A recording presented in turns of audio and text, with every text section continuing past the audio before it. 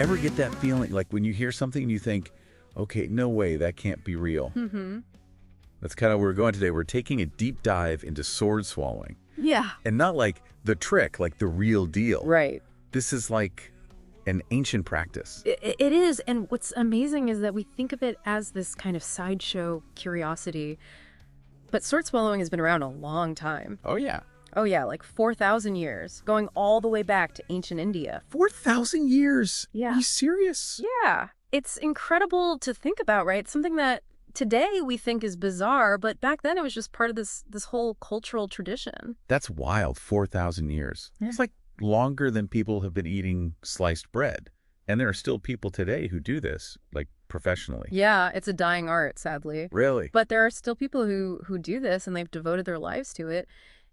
It's more than just a spectacle, though, right? To swallow a sword, you have to overcome, like, your body's own defenses. Right, like every instinct is screaming, don't do that. Exactly. Imagine, like, guiding a steel blade down your esophagus, which is, the muscular tube that connects your throat to your stomach. Okay, that image alone is enough to make me a little queasy, I'm not gonna lie. Yeah. How do they even train for that? Well, it takes years of practice, right? Yeah. And incredible control over their bodies. I bet. Sword swallowers learn to suppress those natural reflexes that we all have, the ones that prevent us from swallowing, things that could hurt us. Makes sense. They have to develop this really fine level of control over muscles that most people don't even realize they have. Oh, I guarantee you, I am not aware of those muscles. Right. It's amazing, the level of discipline and control. It really is. And speaking of dedication, I heard there's like a whole day dedicated to this. It's swallowing. Sword swallowing. It's got its own day. World Sword Swallowers Day. Yep. World Sword Swallowers Day. February 22nd. Wow. Okay, so it's coming up quick. For everyone listening, have you heard of this?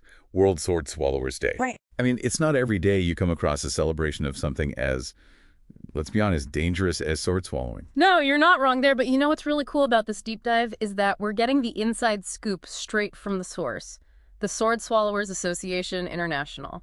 Oh, wow. So we're talking to the experts. Exactly. So we're getting the most accurate information possible. That's awesome. Going straight to the source. Absolutely. But I gotta ask, why dedicate a whole day to sword swallowing? Well, it's more than just the spectacle, right? World Sword Swallowers Day, it's about celebrating these performers and the contributions they've made. Yeah. Not just to entertainment, Right. but also to, believe it or not, science and medicine. Okay, hold on. Medicine. Right. Now, I've heard of weird science, but how does sword swallowing fit into all this? It just seems like, just by performing, you're already putting yourself in harm's way. Isn't that enough? Yeah, you'd be surprised. Think about it. You're talking about taking a solid steel blade and intentionally guiding it down your esophagus, into your stomach. Right. You're suppressing your body's most basic survival reflexes to do that. Yeah, it's like every fiber of your being is saying, nope.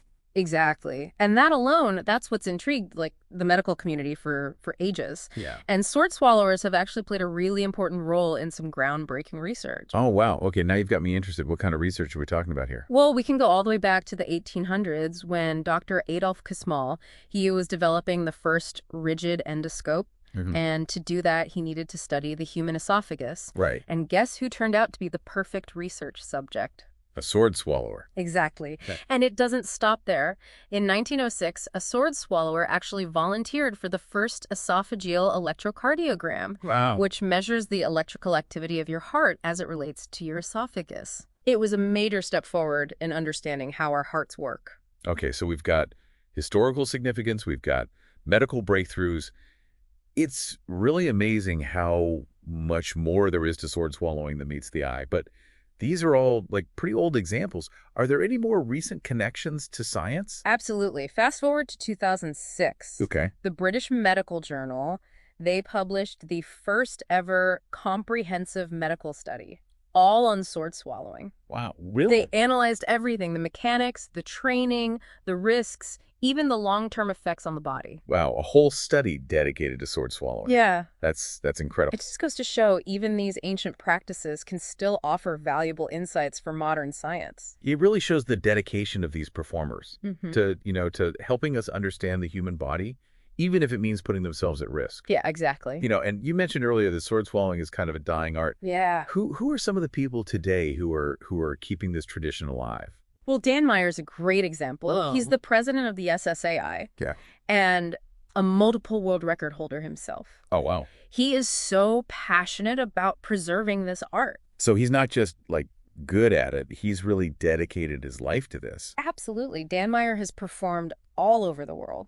He's like a true ambassador for sword swallowing. And, beyond just performing, he uses his platform to educate, to inspire.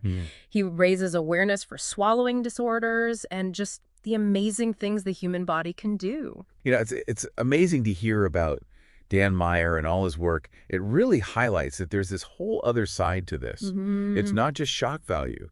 They're artists, educators. They're keeping this tradition alive that's been around for centuries. Yeah, it really makes you think about, like, the story behind every sword swallow. Right. It's a real person with their own, motivations and passions and everything. Yeah.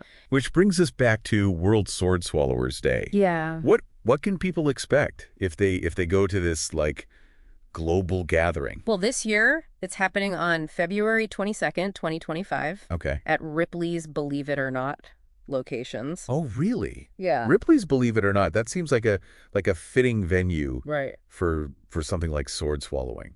It really is, and it's actually got a long history with sword swallowing, Oh, does it? Yeah, the very first Ripley's Auditorium at the Chicago Once Fair back in 1933. Wow. They featured sword swallowers. So this is like a partnership that goes way back. It does. So what can people expect when they go to one of these events? Okay, so picture this. Sword swallowers from all over the world. Okay. They gather to celebrate their craft. Right. You've got live demonstrations going on. Oh, cool. You've got talks on the history. Okay. And the science of sword swallowing. They even have attempts to break world records. Oh, wow. So it's a whole thing. It's a whole thing. And I can't forget about the main event, the big swallow. Oh, yeah, that's right. That's going to be incredible to see. At 2:22.25 p.m., everyone synchronizes their swallows. Wow. It is a sight to behold, let me tell you. Okay, you sold me on that. That is definitely something I would want to see. It's incredible. In a world that's so obsessed with, like the virtual and the simulated and like digitally enhanced everything, sword swallowing really stands out. Yeah. It's like, it's real, it's raw. It's something else. It reminds you what the human body is actually capable of. Absolutely. And it makes you question, what else do we think is impossible? Right, exactly. When really it's just about pushing those boundaries. Yeah. And exploring, like, what humans can really do. So for our listeners out there, if you ever get the chance to see a sword swallower, like in person, do it. Take it. You might just be, surprised by what you see and what you learn. And in the meantime, you can always learn more about this art form through, the Sword Swallowers Association International. They've got a great website. Awesome.